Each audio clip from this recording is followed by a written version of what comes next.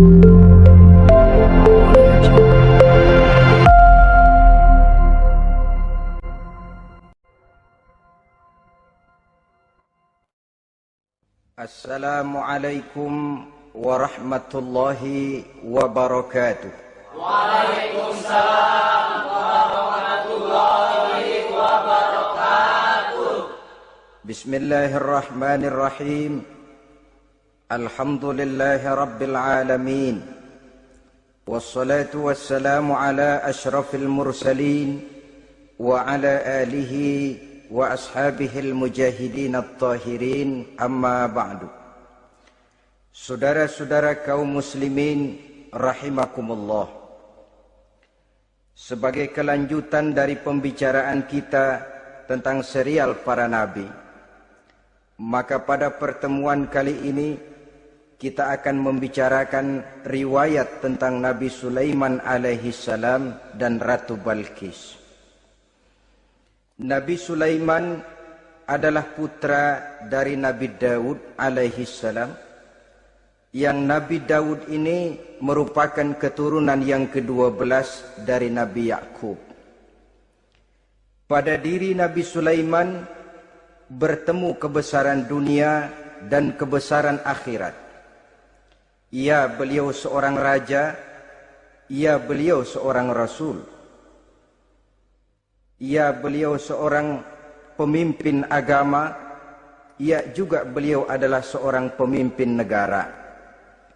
Alangkah idealnya memang jikalau ulama menjadi umara, atau jikalau umara adalah seorang ulama.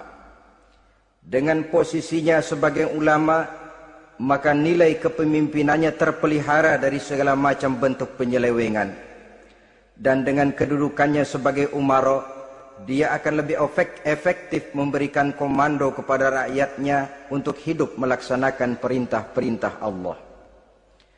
Tetapi oleh karena orang yang sekaligus jadi ulama dan umara termasuk jenis makhluk langka, maka agama hanya akan memberikan pesan agar yang bernama ulama dan umara saling bekerja sama untuk kemaslahatan dan kemanfaatan rakyat.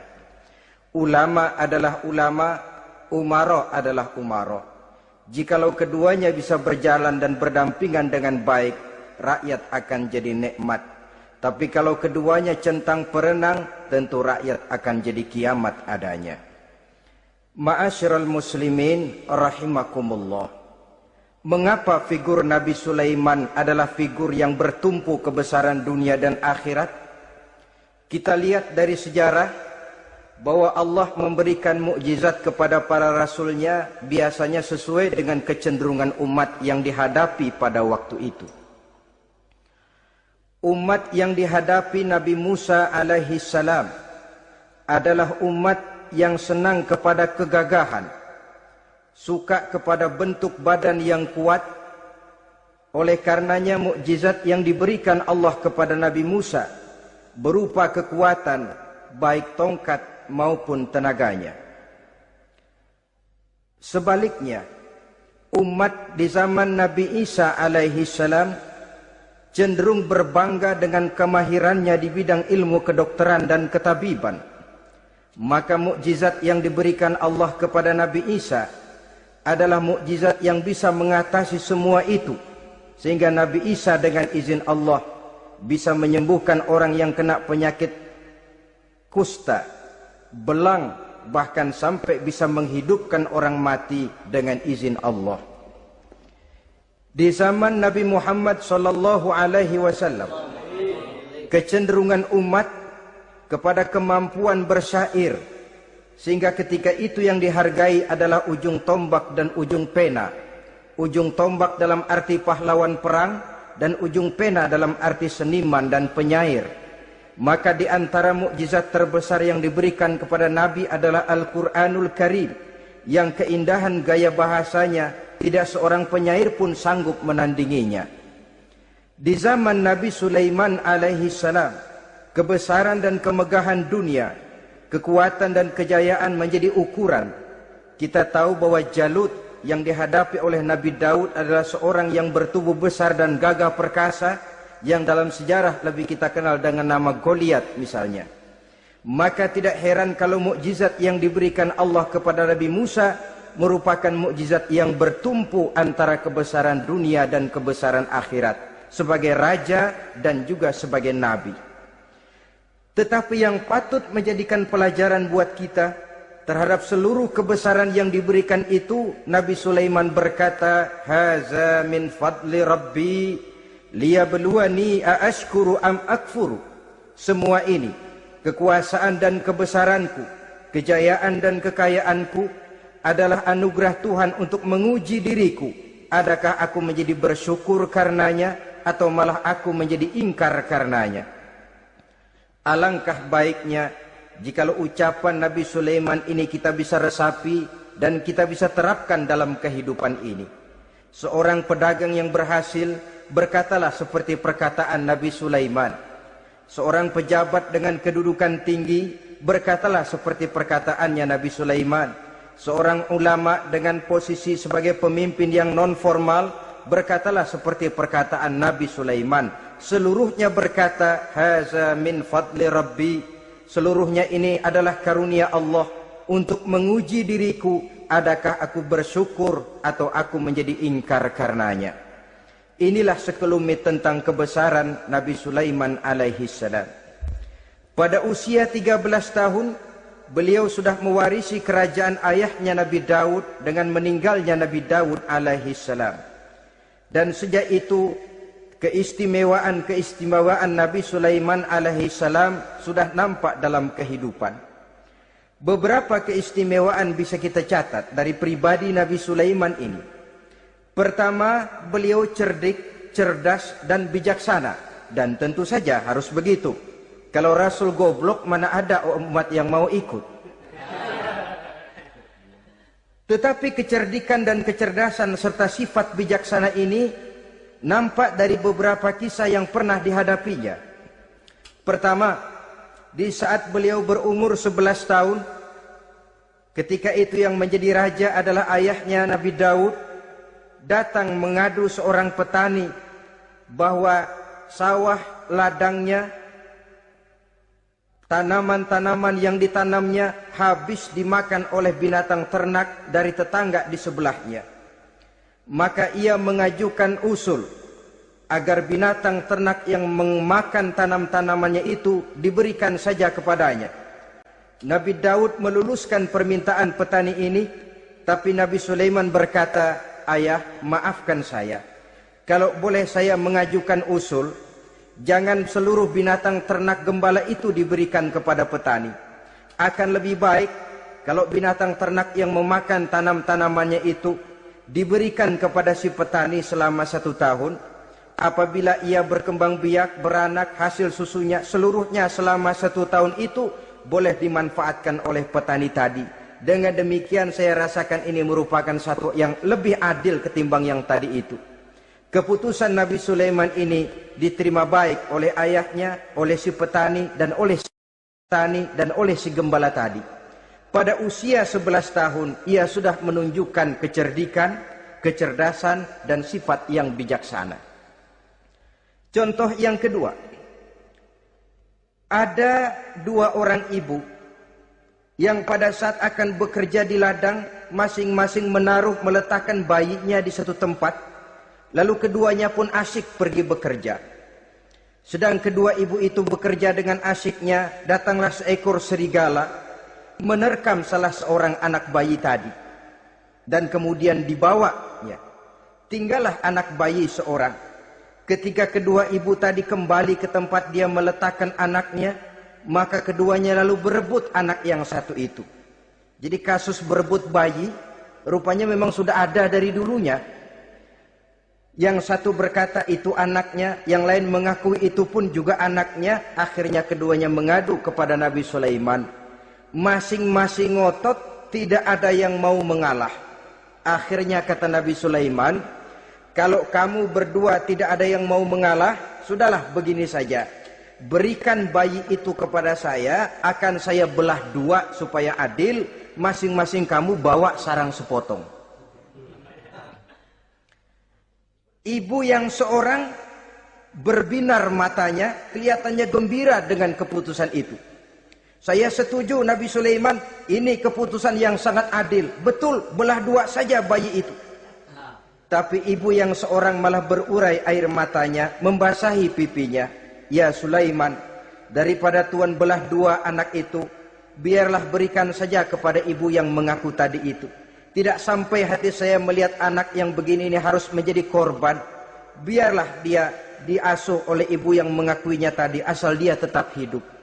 Nabi Sulaiman tersenyum, lalu berkata kepada ibu yang berurai air mata tadi, ambillah anak ini bu, karena ia memang benar anak ibu.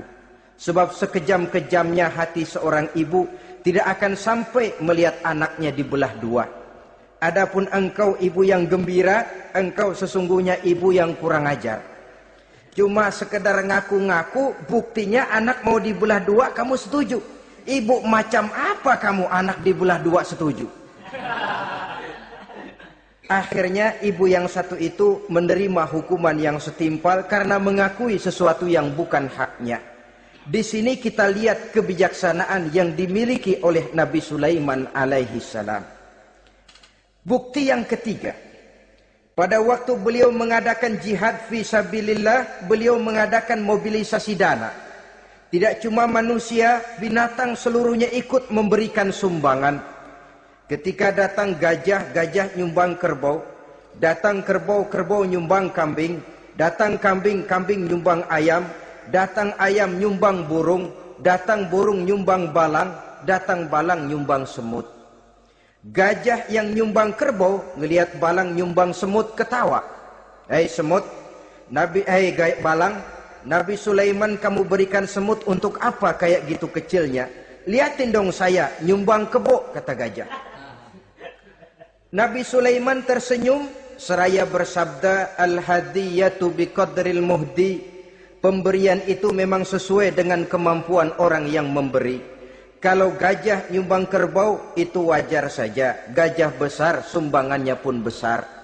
Sebaliknya kalau balang nyumbang semut itu juga memang pantas. Balang kecil sumbangannya pun kecil. Yang tidak wajar kalau ada balang mau nyumbang kerbau, ada gajah nyumbang semut. Di sini kelihatan watak yang bijaksana dari Nabi Sulaiman alaihi salam. Ini merupakan ciri keistimewaannya. Setiap rasul dibekali dengan sifat ini yang namanya sifat fatonah. Cerdik, cerdas, dan bijaksana. Yang ini memang merupakan mukjizat. Kecerdasan seorang rasul tidak merupakan hasil sekolahan, tapi merupakan bimbingan wahyu semata-mata, dan ini yang tidak bisa ditandingi oleh manusia. Jadi jangan lalu ngambil dalih Rasul aja nggak sekolah pinter, lalu ikut nggak sekolah, ya goblok terus. Itu khususiat kok. Sifat yang namanya fatona itu merupakan bimbingan daripada wahyu. Adapun manusia, jikalau dia mau cerdik, jikalau dia mau cerdas, jikalau dia mau bijaksana, dia harus belajar. Ya lewat bangku sekolah, ya lewat teman bergaul, ya lewat bertanya kepada orang-orang pandai, atau autodidak dengan hidup banyak membaca dari kehidupan ini. Dengan demikian nilai kecerdikan, kecerdasan dan kebijaksanaannya akan bisa meningkat adanya. Ini keistimewaan pertama. Keistimewaan yang kedua, Nabi Sulaiman diberikan kekuasaan oleh Allah sehingga bisa menguasai angin, jin, bahkan juga mengerti segala macam bahasa binatang. Menguasai angin, beliau bisa menundukkan angin ribut dan memerintahkannya angin itu. Dalam surah Al-Anbiya ayat 81 kita temukan, wali Sulaiman ar-riha asifatan tajri bi amrihi ilal ardil lati barakna fiha.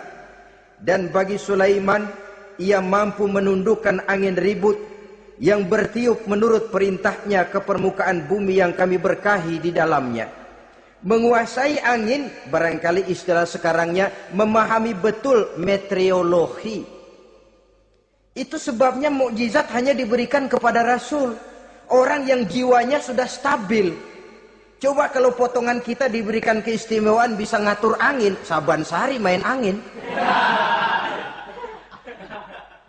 Gak boleh ada orang Kita kesel sama orang, undang angin, hantam saja. Maka mukjizat semacam ini hanya diberikan kepada orang yang jiwanya sudah stabil.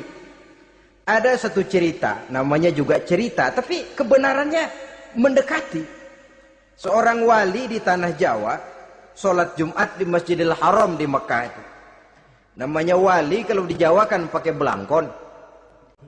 Dia sembahyang di Masjidil Haram. Ini ada orang Arab usil, tumben ngelihat belangkon. Ini apa di tengah masjid? Dia tepak belangkon itu, miring di atas kepala. Begitu belangkonnya miring, tanah kayaknya ikut miring. Sehingga penduduk heran, ini apa tanah jadi miring begini? Lalu ada seorang wali juga yang alim dan mengerti, lihat-lihat di tengah Masjidil Haram ada belangkon miring di atas kepala. Jangan-jangan ini sebabnya ini. Dia samperin, dia dananin lagi tuh belangkon rata, tanah kelihatannya kayak rata lagi. Keistimewaan seperti ini pun hanya diberikan kepada orang yang jiwanya memang sudah stabil. Coba kayak kita diberikan keistimewaan kayak begitu, main belangkon melulu. Saudara-saudara kaum muslimin rahimakumullah, juga bisa menguasai jin, memerintahkan jin, dan juga mengerti segala macam bahasa binatang.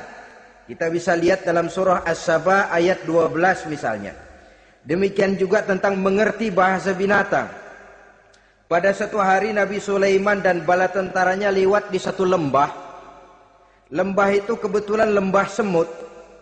Ketika mereka lewat di lembah itu, Raja Semut lihat dari kejauhan, dia pidato kepada rakyatnya para semut itu. Apa katanya? Ya ayyuhan namlu dukhulu masakinakum, la yahtimannakum Sulaiman wa junuduh wa hum la yash'urun. Jadi ini Raja Semut melihat Nabi Sulaiman datang bersama seluruh bala tentaranya, dia pidato kepada rakyatnya. Saudara-saudaraku rakyat semut, di mana saja suara saya bisa didengar. Perhatikan, lembah itu kebetulan lembah semut. Ketika mereka lewat di lembah itu, Raja Semut lihat dari kejauhan, dia pidato kepada rakyatnya para semut itu. Apa katanya? Ya ayyuhan namlu dukhulu masakinakum, la yahtimannakum Sulaiman wa junuduh wa hum la yash'urun. Jadi ini Raja Semut melihat Nabi Sulaiman datang bersama seluruh bala tentaranya, dia pidato kepada rakyatnya. Saudara-saudaraku rakyat semut, di mana saja suara saya bisa didengar. Perhatian, perhatian. Ini Nabi Sulaiman mau lewat dengan seluruh bala tentaranya. Kamu semua supaya masuk ke dalam lubang kamu masing-masing. Sebab kalau kamu nggak masuk ke lubangmu masing-masing, akan diinjak oleh Sulaiman dan bala tentaranya, sedangkan mereka tidak tahu kalau kamu kena injak. Masuklah semut itu seluruhnya ke dalam lubangnya masing-masing. Nabi Sulaiman senyum. Fatabassama dhahikam min qawliha. Mendengar ucapan Raja Semut ini, Nabi Sulaiman tersenyum. Lalu berkata, apa katanya? Rabbi auzi'ni an ashkura ni'mataka allati an'amta alayya wa ala walidayya wa an a'mala salihan tardahu wa adkhilni birahmatika fi ibadika salihin. Satu pengakuan yang tulus yang jauh dari watak kesombongan. Mendengar Raja Semut berkata semacam itu, beliau senyum lalu berkata, wahai Allah, tetapkan kiranya hati saya ini untuk selalu bersyukur terhadap nikmat yang Engkau karuniakan kepada saya. Karena nikmatku, nikmat yang Engkau berikan kepadaku, saya mengerti bahasa binatang. Karena mengerti bahasa binatang, saya mengerti seruan Raja Semut itu. Tetapkan saya untuk selalu bersyukur ya Allah atas nikmat yang Engkau berikan ini, atas nikmat yang Engkau berikan kepada kedua orang tua saya, dan tetapkan saya untuk selalu melakukan amal soleh yang Engkau ridhoi, dan masukkan saya ke dalam golongan hamba-hambamu yang soleh. Satu pengakuan yang tulus, yang jauh dari sifat kesombongan. Mungkin kalau sombong yang lahir, begitu dengar Nabi Sulaiman bahwa semut ngomong begitu, beliau akan berkata, iya masuk gede buruan. Tapi kan tidak. Malah beliau perintahkan bala tentaranya, pasukan berhenti. Ada apa Nabi Sulaiman? Di depan kita ada kerajaan semut. Mereka lagi kocar-kacir masuk ke sarangnya masing-masing. Tunggu sampai mereka masuk dan kita bisa lewat dengan aman tanpa harus menginjak-injak mereka. Bala tentaranya di stop dan berhenti. Ternyata kebesarannya tidak menyebabkan ia lalu memandang remeh sampai kepada makhluk yang bernama semut sekalipun. Masih tetap dihargainya sebagai makhluk dari Allah Subhanahu wa ta'ala. Sesuatu yang perlu menjadi contoh kita semua. Sebab orang bilang kadang kacang sering lupa akan kulitnya. Kadang posisi kita yang tinggi menyebabkan kita lupa dari mana kita berasal. Kadang harta yang kita miliki menyebabkan kita lengah dari mana kita datang. Akhirnya yang timbul adalah sifat sombong dan angkuh. Ibarat kata orang, kacang lupa dengan lanjarannya. Ma'asyiral muslimin rahimakumullah. Ini kebesaran dan keistimewaan yang diberikan Allah kepada Nabi Sulaiman alaihi salam. Apa yang perlu kita jadikan tamsil dan ibarat dari kebesaran ini? Saudara-saudara kaum muslimin rahimakumullah. Keadilan sebagai umara yang berpadu dengan kebijaksanaan sebagai ulama. Satu hari seorang sahabat bertanya kepada Rasulullah sallallahu alaihi wasallam, "Ya Rasul, kalau pada satu saat ajal merenggut Tuhan berlalu meninggalkan kami sekalian, kita berpisah untuk selamanya ya Rasul. Dalam kondisi semacam itu, azahrul ardi khairul lana am batniha. Mana yang lebih baik ya Rasul buat kami kalau sudah ditinggalkan oleh Tuhan? Permukaan bumi atau perut bumi yang lebih baik?" Ini pertanyaan dengan bahasa kinayah. Permukaan bumi maksudnya hidup. Perut bumi maksudnya mati. Orang kalau sudah masuk ke perut bumi kan habis. "Ya Rasul, kalau engkau sudah tidak ada meninggalkan kami semua, mana yang lebih baik buat kami, hidup atau mati?" Bukan main pertanyaan ini. Di satu sisi menggambarkan cintanya sahabat kepada Nabi, sehingga kalau tidak bisa mati bersamaan, biarlah mati beriring saja. Di lain pihak juga mencerminkan bingungnya sahabat kalau sudah ditinggalkan oleh Rasul. Atas pertanyaan ini apa jawab Rasul? "Kamu nggak usah khawatir. Walaupun aku sudah tidak ada, kembali ke hadratullah azza wa jalla, meninggalkan kamu semua, kamu tidak usah bingung. Dengan syarat, idza kana umaraukum khiyarukum wa amrukum syura bainakum wa aghniyaukum askhiyaukum fa zahrul ardi khairul lakum min batniha."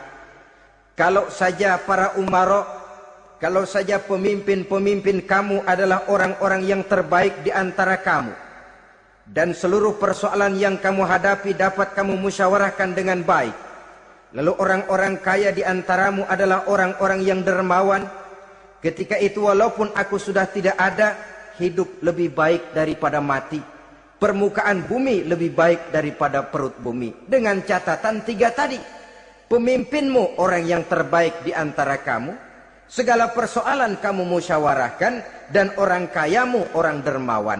Walaupun aku tidak ada, hidup lebih baik daripada mati. Tapi sebaliknya kata Nabi, idza kana umaraukum syirarukum. Kalau umarokmu, pemimpin-pemimpinmu adalah orang-orang yang terjahat di antara kamu. Wa amrukum ala nisaikum. Dan segala urusanmu sudah diatur oleh perempuan. Walaupun dia tidak naik di bidang eksekutif, tidak memegang kekuasaan, tapi kekuasaan bayangannya jauh lebih menentukan daripada kekuasaan yang sesungguhnya. Kalau perempuan sudah ikut campur mengaturmu, kemudian wa askhiyaukum bukhalaukum, orang-orang kaya di antaramu adalah orang-orang yang bakhil bin pelit alias kikir, maka ketika itu kata Nabi, fabatnul ardi khairul lakum min zahriha, perut bumi lebih baik daripada permukaan bumi. Apa yang bisa diharapkan dari pemimpin yang zalim, perempuan yang sok kuasa, dan orang-orang kaya yang bakhil dan pelit? Dalam kondisi semacam itu, bertemulah kita dengan yang bernama kiamat. Dan kalau sudah kiamat macam itu, kata Nabi, perut bumi lebih baik daripada permukaan bumi. Maka yang kita perlukan sekarang adalah kerjasama antara ulama dengan umara. Ulama bukan umara, umara pun bukan ulama. Harus saling kerjasama dan jangan saling memperalat. Kerjasama menurut bidangnya masing-masing menjadi yang terbaik di bidangnya. Jangan sudah jadi kiai karena ingin berpartisipasi aktif lalu pindah jadi pemborong jembatan. Tidak sadar akan profesinya, dan orang lalu tidak bisa berkata, apaan kiai mubalik bisanya cuma ngomong saja. Sekarang kan zaman pembangunan perlu karya nyata.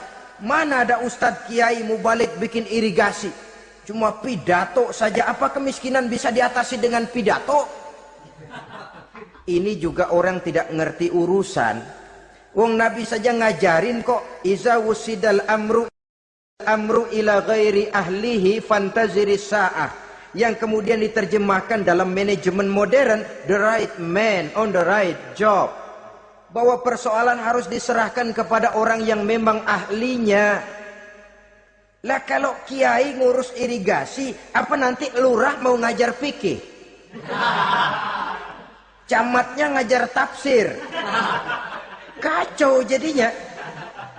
Makin ruwet jalur birokrasi, makin banyak orang meninggalkan profesi dan malah melaksanakan sesuatu yang bukan profesinya.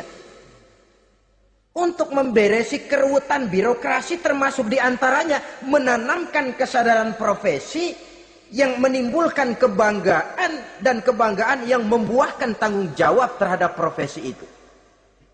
Sebab orang kalau sudah bekerja menurut profesinya, walaupun tidak kaya tapi hidupnya tenang. Kenapa? Karena panggilan jiwanya. Seorang kiai yang diajak ngobek, walaupun objeknya gol puluhan juta, kaya belum tentu tenang, karena saya yakin bukan ke sana panggilan jiwanya. Ma'asyiral muslimin rahimakumullah. Itulah sebabnya kerjasama, ulama membangun lingkungannya, ulama membangun manusianya, umara membangun lingkungannya, sehingga terciptalah wujud daripada pembangunan manusia seutuhnya, ya zahirnya, ya batinnya. Seluruh kita berpartisipasi, hanya bidangnya saja yang berbeda-beda. Jangan yang satu merasa lebih berjasa dari yang lain. Jangan yang satu merasa lebih penting dari yang lain. Seluruh kita penting, seluruh kita berjasa, cuma bidang kita saja yang berbeda-beda. Inilah bahasa Quran, kullun ya'mal ala syakilatih. Setiap orang bekerja menurut profesinya masing-masing. Ma'asyiral muslimin rahimakumullah. Kita kembali kepada riwayat Nabi Sulaiman alaihi salam. Satu hari ketika beliau sedang menginspeksi pasukan, berkumpullah pasukan beliau itu, ya tentara yang manusianya, ya pasukan jinnya, ya seluruh binatang-binatangnya berbaris. Beliau selaku inspektur upacara mengadakan inspeksi pasukan. Dari sekian pasukan-pasukan yang diperiksanya pada waktu itu, Nabi Sulaiman melihat tidak terdapat burung hudhud. Beliau bertanya-tanya, "Ma liya aral hudhuda am kana minal ghaibin?" Kemana burung hudhud? Orang lain pada kumpul, dia sendiri tidak ada. Awas kalau dia datang. Kalau dia tidak bisa memberikan alasan yang tepat kemana dia, akan saya berikan sanksi dan hukuman. Ini namanya pemimpin yang bertanggung jawab toh. Seorang pun dari yang dipimpinnya tidak ada, menjadi pertanyaan. Tidak lama kemudian datang burung hudhud. Begitu datang lalu memberikan laporan kepada Nabi Sulaiman.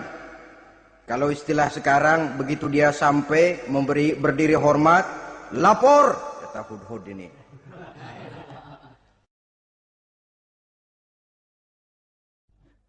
Bagaimana Hudhud? Maaf Tuan Raja, saya terlambat. Iya, kenapa terlambat? Patroli Tuan Raja. Kemana saja kamu patroli? Keliling. Lalu apa hasilnya? Inni wajadtu imra'atan tamlikuhum wa utiyat min kulli syai'in wa laha 'arsyun 'azim. Saya baru patroli ke satu negara yang bernama Sabah, Tuan Raja. Sabah, saudara tahu Sabah? Di mana itu? Dekat ibu kota Yaman sekarang. Di sana Tuan Raja, kata Hudhud ini, wajadtu imra'atan tamlikuhum.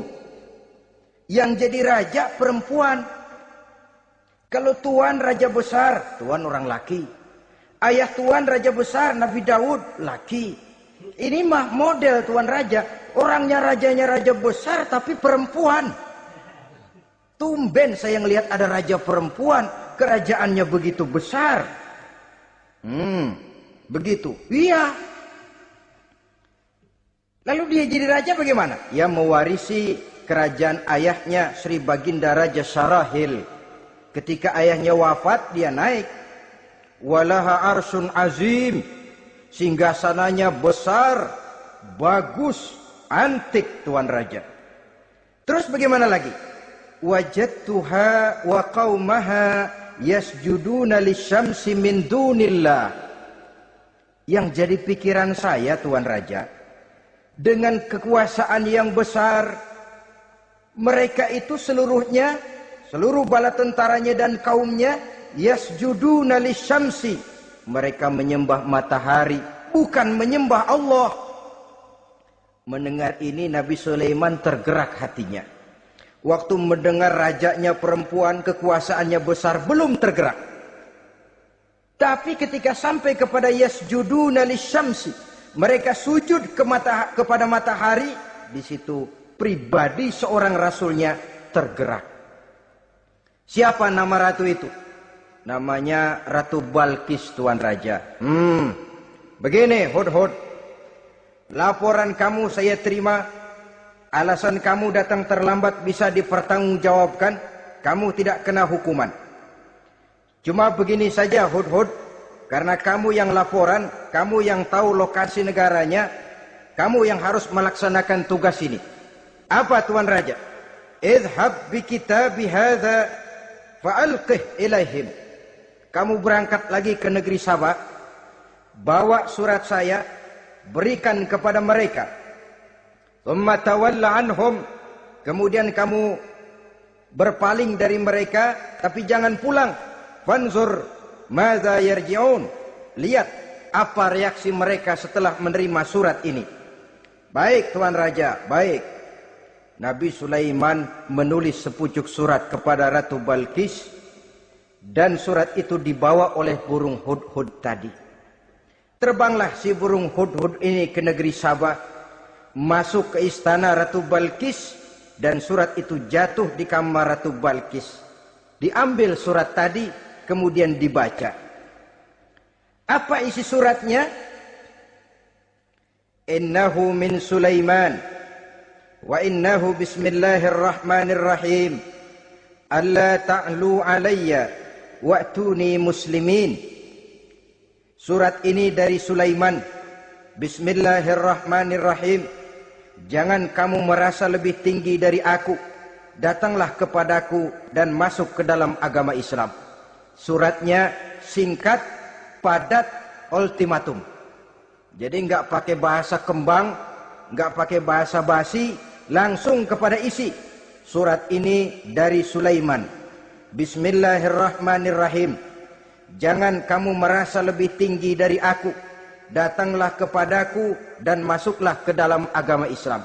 Ini yang disebut dakwah langsung tanpa pakai kembang. Saudara-saudara, menerima surat semacam ini, Ratu Balkis lalu ngumpulin para pembantu kerajaan, aparat pemerintah lah zaman sekarang. Termasuk menteri-menteri dipanggil sidang darurat di istana Ratu Balkis membahas datangnya surat dari Nabi Sulaiman alaihissalam. Tuan-tuan para menteri, bagaimana Sri Ratu? Saya dapat surat. Dari mana? Dari Sulaiman. Katanya apa? Jangan kamu merasa lebih hebat dan lebih tinggi dariku. Datanglah kemari dan masuklah ke dalam agama Islam. Menurut pendapat tuan-tuan menteri, bagaimana surat ini? Apa kita penuhin permintaannya? Kita datang rame-rame masuk Islam? Oh, kata menteri, jangan dulu tuanku. Gengsi dong. Kita ini kan kerajaan besar. Tentara kita gagah. Masa mau menyerah tanpa syarat? Ini kan kerajaan besar. Tentara kita gagah. Masa mau menyerah tanpa syarat? Soal nanti kita kalah atau menang itu soal lain, Tuan Ratu. Tapi bahwa kita punya harga diri itu harus kita tunjukkan lebih dulu. Jadi menurut Tuan Menteri bagaimana? Kami sih nunggu komando Tuan Putri saja.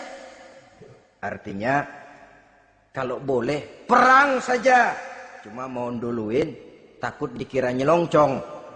Kami sih gimana komando Tuan Ratu saja. Tuan komandokan berangkat, kami segera berangkat. Terserah Tuan Putri, kami seluruhnya loyal, taat dan setia menunggu titah dari Sri Paduka Ratu. Terima kasih para menteriku. Soal kesetiaanmu saya tidak meragukan. Tapi perang dimanapun selalu membawa kerugian. Kita menang rugi, tentu jatuh korban. Apalagi kalau kita kalah.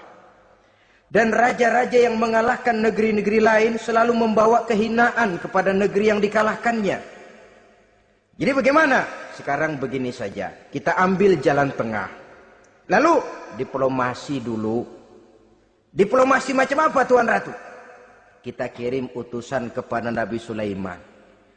Dari sana nanti kita lihat reaksinya. Saya memang selama ini sudah dengar siapa itu Nabi Sulaiman. Katanya orang yang masih muda, masih bujangan, bijaksana, kekuasaannya besar, tentaranya hebat. Cuma kan baru berita, kita cek. Jadi diplomasi macam apa Tuan Ratu? Kita kirim utusan kepada Raja Sulaiman. Kita bawakan hadiah-hadiahnya. Yang mahal-mahal, mewah-mewah, menarik. Pokoknya yang terbaik di negeri kita, berikan kepadanya. Lihat reaksinya. Kalau dia tergiur dengan hadiah itu, dia raja. Bukan nabi. Tapi kalau dia menolak hadiah itu, dia memang nabi. Dan apa reaksi kita nanti tergantung sikap Nabi Sulaiman. Aha, kalau begitu setujulah Ratu. Itu memang bijaksana. Diplomasi dulu. Iya, jangan datang-datang main perang aja loh. Perang sih gampang. Tapi ini kan ada meja perundingan. Sepanjang masih kita bisa menempuh jalan damai, damai saja dulu. Baik. Maka diaturlah satu barisan diplomasi untuk menuju Palestina, kerajaan Nabi Sulaiman alaihi salam. Rombongan terdiri dari 500 orang laki-laki dan 500 orang perempuan. Yang laki ganteng, yang perempuan cantik. Yang laki dikendarai dengan kuda-kuda pilihan dan yang perempuan dikendarai dengan keledai-keledai pilihan. Kuda dan keledai pun dihiasi begitu rupa. Pelanaknya yang terbagus dilapis dengan sutra. Sedangkan bawaan-bawaannya tidak lain daripada intan, berlian, mutiara, jamrud, yakut, kesturi yang dilapis dengan sutra tenun yang asli. Pendeknya hadiah yang serba wah.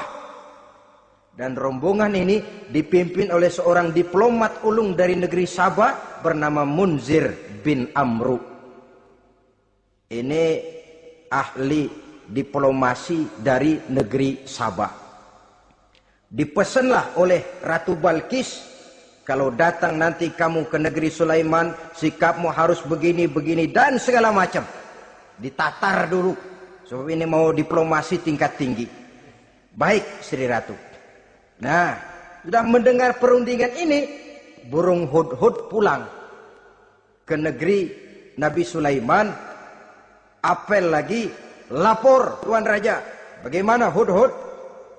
Sikapnya mereka akan mengutus utusan dengan membawa berbagai macam hadiah untuk datang ke negeri kita. Baik. Nabi Sulaiman kumpulkan tentaranya, terutama para jin. Hei tentaraku, khususnya kalian para jin, akan datang rombongan tamu besar ke negeri kita. Maka mulai saat ini saya komandokan, kamu bangun satu istana yang megah, yang belum pernah ada, dalam waktu yang relatif singkat. Dan lantai daripada istana itu harus dilapisi dengan kaca-kaca tebal yang bening, bawahnya diisi dengan air, diisi dengan ikan-ikan hias yang indah-indah. Baik Tuan Raja. Maka tentara Nabi Sulaiman, sejak manusia sampai binatang sampai jin, semuanya kerja bakti membangun istana yang megah. Sehingga sebelum rombongan kerajaan Sabah ini sampai, istana sudah selesai. Mereka masuk ke dalam istana Nabi Sulaiman.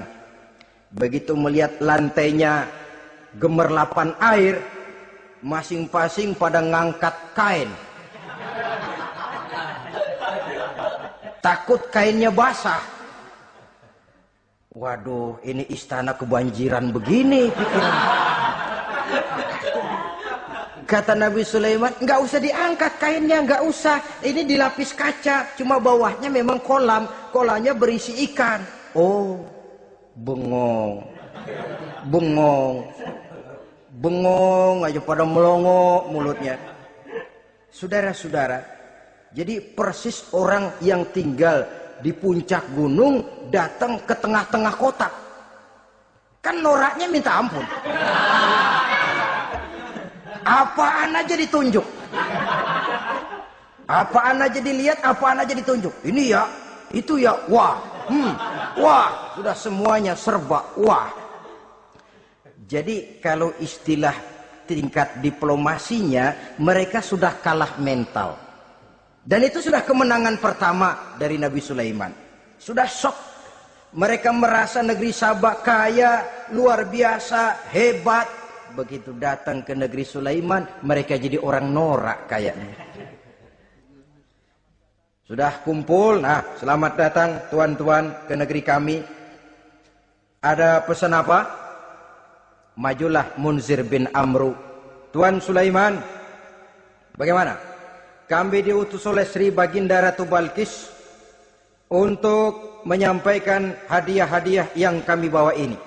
Intan, berlian, yakut, jamrud, kesturi, dan barang-barang mahal lainnya. Mudah-mudahan Tuhan bisa menerima dengan senang hati. Nabi Sulaiman tersenyum. Lalu beliau berkata, Atumidunani bimalin, fama atani Allahu khairun mimma atakum.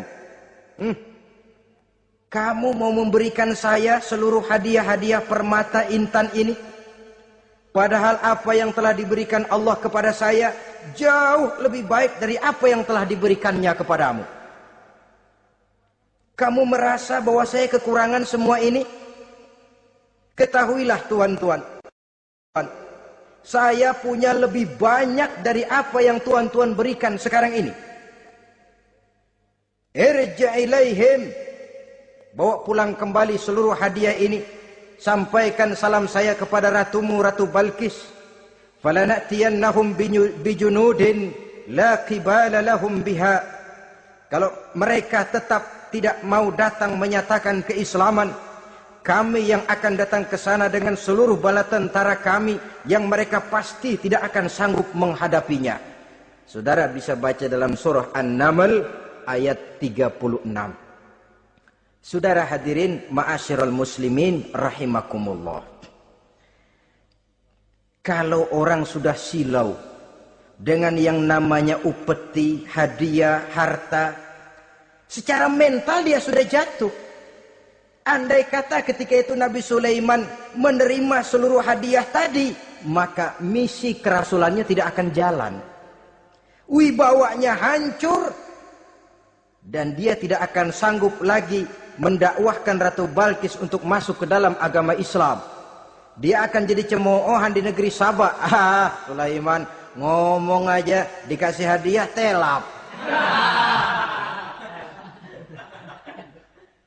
Nah, ternyata ada yang lebih mahal dari harta, ada yang lebih mahal dari intan dan mutiara, ada yang lebih mahal dari pangkat dan kedudukan. Apa dia? Harga diri.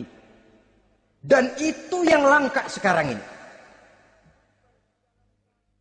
Lebih baik jalan kaki tapi kita bebas mendongakkan kepala kemanapun kita mau, daripada naik mobil empuk tapi mata nunduk saja nggak berani lihat ke atas. Kehilangan harga diri. Ulama yang kehilangan harga diri akan menyelewengkan ayat. Pejabat yang kehilangan harga diri akan melakukan segala macam penyelewengan dan lain sebagainya. Harga diri sesuatu yang mahal. Terutama di kota-kota besar, kota-kota yang menyandang gelar metropolitan, biasanya harga diri ini sudah tidak dihiraukan orang lagi. Cuma untuk uang yang relatif kecil, cuma untuk kedudukan yang temporer, orang tidak segan-segan mengorbankan sesuatu yang paling mahal yang bernama harga diri. Akhirnya suap merajalela, sogok menjadi-jadi, semir pun menjamur. Bahkan malah kadang-kadang jadi target. Sehingga ada pernah berita jabatan wakil gubernur katanya dikomersilkan. Siapa yang bisa memberikan sekian puluh juta dia akan naik. Ini kalau sudah begini ya salam. Orang itu kalau memperoleh satu jabatan karena mengeluarkan banyak uang, percayalah saudara, begitu dia naik ke jabatan itu, langkah pertama yang dia lakukan bagaimana supaya uangnya bisa kembali. Bukan bagaimana bekerja sebaik-baiknya, bukan bagaimana mensejahterakan rakyat sebaik-baiknya. Karena dia merasa naik jabatan banyak mengeluarkan uang, setelah dia naik gimana supaya pulang modal dulu. Lebihnya kalau ada baru bekerja buat rakyat, itu pun kalau nggak keburu pensiun. Kadang-kadang malah lebih celaka lagi, kalau sudah mau pensiun baru bikin pemutihan. Wah, saya baru rajin iktikaf di masjid, pergi haji. Kenapa? Udah pensiun. Tapi waktu masih aktif, tanda tangan masih laku, nota masih dihargai, kata belece masih berwibawa, lupa berbuat untuk hari depan dirinya sendiri, yaitu akhiratnya. Konon lagi untuk umat dan agamanya. Jadi untuk mengabdi, berbuat baik kepada umat, berkhidmat kepada agama, iktikaf di masjid, tuan-tuan, tak usahlah nunggu sampai pensiun. Manfaatkan posisi yang tuan-tuan punya sekarang ini untuk beribadah dengan sebaik-baiknya.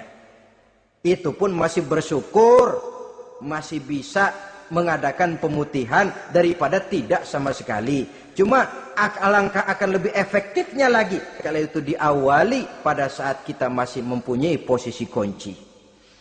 Ini reaksi Sulaiman, saudara-saudara. Diberikan hadiah yang mahal, atau midunani bimalin. Kamu mau nyogok saya dengan hadiah ini? Yang diberikan Allah lebih hebat dari yang kau bawa sekarang ini. Apa yang saya cari? Oleh Allah saya telah diberikan sesuatu yang lebih besar dari yang kau bawa. Sudah, bawa pulang saja. Sampaikan salam kepada ratumu.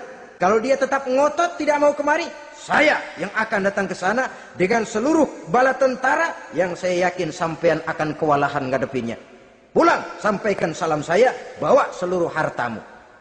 Diplomasi tahap pertama menang total. Utusan Raja Sabah sudah kalah mental, kalah juga fisik. Pulanglah mereka dengan membawa kembali seluruh hadiah yang mereka ingin sampaikan tadi. Bisa dibayangkan mentalnya itu, ya. Sama juga kita sudah punya niat ingin menyogok seseorang, tahu-tahu yang mau disogok nggak nerima, pulang kayaknya muka kan belipet. Sulit ketemu orang. Jadi perasaan kita orang pada ngetawain aja. Padahal orang mah nggak tahu persoalannya. Tapi sikap mental sendiri itu. Jadi memang saudara-saudara ini berkaitan. Walaupun yang mau nyogok banyak, kalau yang disogok nggak mau, nggak jadi. Walaupun ada yang minta disogok, kalau yang mau nyogok nggak ada, juga nggak nyetel. Lah ini nyetel, yang mau nyogok banyak, yang disogok pun ada. Jadilah perbuatan itu. Ma'asyiral muslimin rahimakumullah.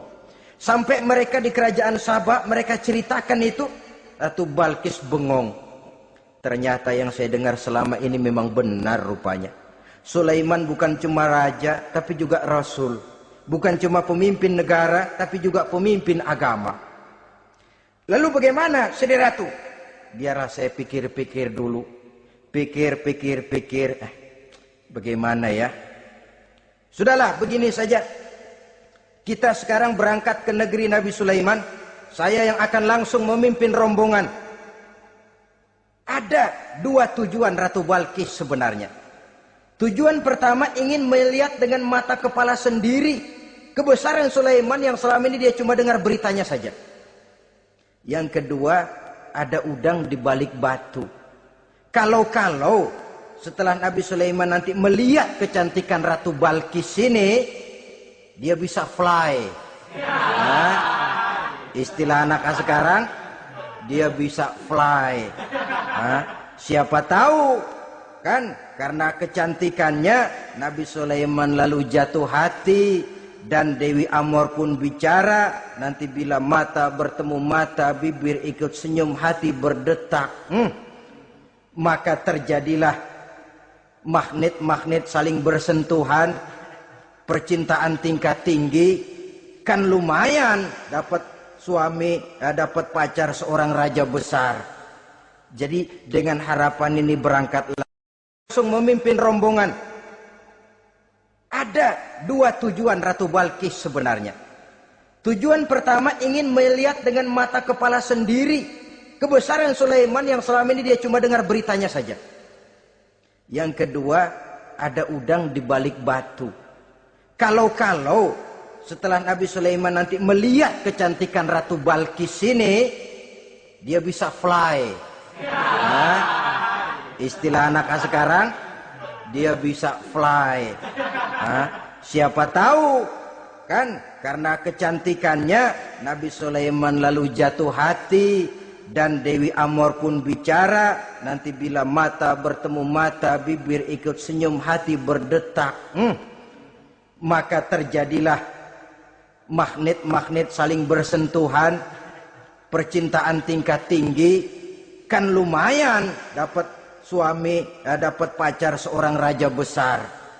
Jadi dengan harapan ini berangkatlah Ratu Balkis ke negeri Nabi Sulaiman. Hud lapor lagi. Lapor. Gimana Hud? Ini Ratu Balkis yang mimpin sekarang. Baik, kita siap-siap. Begini saja, kata Nabi Sulaiman. Siapa yang bisa bawa singgasana Ratu Balkis ke sini? Jin Ifrit tampil. Saya. Berapa lama kamu perlukan untuk membawa singgasana Ratu Balkis kemari? Sebelum Tuan bangun dari tempat duduk, itu singgasana sudah bisa sampai kemari, Tuan Raja. Bagus. Ada yang bisa lebih cepat? Saya, kata seorang ulama. Berapa lama? Sebelum Tuan kedip. Asal Tuan kedip, Tuan melek lagi, singgasana sudah sampai di sini. Baik, kerjakan. Dalam waktu sekejap itu singgasana Ratu Balkis sudah sampai di istana Nabi Sulaiman. Pasang di sini, biar dia dudukin nanti. Robah sedikit biar dia nggak kenalin. Dirombak sedemikian rupa. Masuk Ratu Balkis ke istana Nabi Sulaiman. Terjadilah kemudian di perundingan semacam tingkat tinggi antara raja dengan raja. Bagaimana Tuan Ratu Balkis? Iya, Tuan Sulaiman. Iya, bagaimana? Saya kagum dengan kebesaran Tuan. Bukan kebesaran saya. Seluruhnya ini adalah karunia Allah kepada saya. Saya dengar Tuan menyembah matahari. Padahal matahari tidak pernah memberikan apa yang Tuan kehendaki. matahari tidak pernah menciptakan Tuhan. Adalah lebih baik Tuhan menyembah yang menciptakan matahari daripada menyembah matahari itu sendiri. Nabi Sulaiman, bagaimana kalau kita mengadakan ya sambil berunding, sambil lobbying istilah sekarang. Baik, lobbying pun jadi. Berjalanlah meninjau seluruh pelosok istana Nabi Sulaiman alaihi salam. Seperti halnya bala tentaranya, Ratu Balkis juga sampai di lantai kaca, angkat kain. Kata Nabi Sulaiman, jangan diangkat tuh kain. Ini bukan air, istana kaca. Bukan main kebesaran kamu.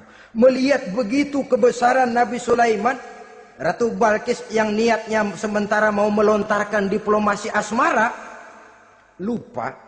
Lalu apa katanya? Rabbi inni zalamtu nafsi. Ya Allah, selama ini saya benar-benar telah zalim kepada diri saya. Begitu banyak nikmat yang Engkau berikan kepada saya. Saya jadi ratu dengan kekuasaan yang besar, mewarisi kebesaran ayah, dengan kerajaan dan bala tentara yang gagah perkasa. Bukan saya bersyukur kepadamu, malah saya menyembah matahari. Inni zalamtu nafsi, sungguh saya telah zalim kepada diri saya. Maka mulai sejak saat ini, aslamtu ma'a Sulaiman lillahi rabbil alamin. Mulai sejak saat ini ya Allah, saya nyatakan diri, saya masuk Islam, bertuhankan Allah Rabbul Alamin. Saya tunduk kepada Nabi Sulaiman alaihi salam. Masuk Islam sebelum diplomasi asmaranya melayang, saudara-saudara. Sudah masuk Islam? Sudah. Nah, Ratu Balkis sekarang bagaimana? Ya Nabi Sulaiman, kalau saya masuk Islam, apakah kerajaan saya akan tunduk dan diatur oleh kerajaan Tuhan? Tidak. Kamu persilahkan pulang ke kerajaanmu. Atur negerimu menurut cara yang kamu mau, asal sesuai dengan perintah Allah. Saya bukan penjajah. Saya cuma mengajak kamu ke dalam Islam. Saya tidak ingin meluaskan wilayah saya. Asal kamu sudah masuk Islam, tugas sudah saya jalankan. Perkara kerajaanmu, kau pulang, kau atur dan kau tetap jadi raja. Jangan merasa kalau sudah masuk Islam lalu kerajaanmu saya caplok. Islam bukan penjajah, Ratu Balkis. Baiklah Nabi Sulaiman, saya tahu. Tapi untuk melanggengkan kerjasama antara kerajaan Sabak dengan kerajaan Tuhan, caranya bagaimana? Mulai ngojok-ngojok. Dia nggak bilang lu demen aja deh sama gue. Enggak. Cuma untuk jangka panjang. Jangka panjangnya Sulaiman, supaya kita tetap bisa kerjasama, caranya bagaimana? Ya supaya kerajaan berumur panjang, kau harus punya keturunan, kata Nabi Sulaiman. Itu kan berarti saya harus nikah. Memang. Tapi saya ratu. Suami saya kan paling kurang juga harus maharaja, sahansah. Ya sebenarnya sih cuma dia nggak bilang aja. Di kerajaan gue nggak ada yang setimpal, gue maunya sama elo. Itu kalau bahasa kita, cuma ini kan bahasa perempuan. Perempuan kan paling pinter nahan perasaan. Nggak kayak orang laki. Orang laki kalau lagi mabok cinta teler. Sama siapa aja dia cerita. Gue kan lagi demen sama si Ano. Ya ini sama perempuan dia paling bisa jaga perasaan. Saya kalau begitu, saya harus kawin dengan maharaja. Ya kamu tinggal pilih saja, kata Nabi Sulaiman. Nabi Sulaiman, ini Perdana Menteri udah pada mesem-mesem, udah paham ke arah mana maksudnya. Bagaimana kalau kita kukuhkan saja dua kerajaan ini, Nabi Sulaiman? Saya pun setuju kalau itu kamu mau punya mau. Wah ini Perdana Menteri takbir semua. Allahu Akbar, Alhamdulillah, Alhamdulillah. Sampai akhirnya Nabi Sulaiman pun menikah dengan Ratu Balkis. Bergabunglah dua kerajaan besar itu. Saudara-saudara kaum muslimin rahimakumullah. Kemudian setelah bertahun Nabi Sulaiman wafat. Tidak seorang pun tahu karena beliau wafat sedang pegangan tongkat. Ketika tongkat dimakanin rayap, rapuh, baru beliau jatuh. Orang tahu kalau Nabi Sulaiman sudah wafat. Menurut riwayat beliau wafat itu sedang sholat. Karena sholat Nabi Sulaiman cuma diri saja. Tidak pakai ruku dan sujud. Menurut riwayat lain beliau sedang memandori jin dan tentaranya yang sedang kerja. Begitulah wafat beliau, kita bisa baca dalam surah Saba ayat ke-14. Setelah beliau wafat, Palestina diserbu oleh Raja Bukhtanasor atau Raja Nebukadnezar. Seluruh kebesaran Sulaiman di bumi hanguskan, istananya dihancurkan, intan permata dan kekayaan beliau dirampok, dan tinggallah kebesaran Sulaiman cuma legenda saja yang kita kenal dengan istilah Haikal Sulaiman. Legenda, riwayat-riwayat yang sampai sekarang ini masih bisa kita telusuri kebenarannya. Saudara-saudara, inilah pertemuan yang singkat ini, walaupun serba singkat, mudah-mudahan ada manfaatnya. Dengan kesimpulan, seluruh anugerah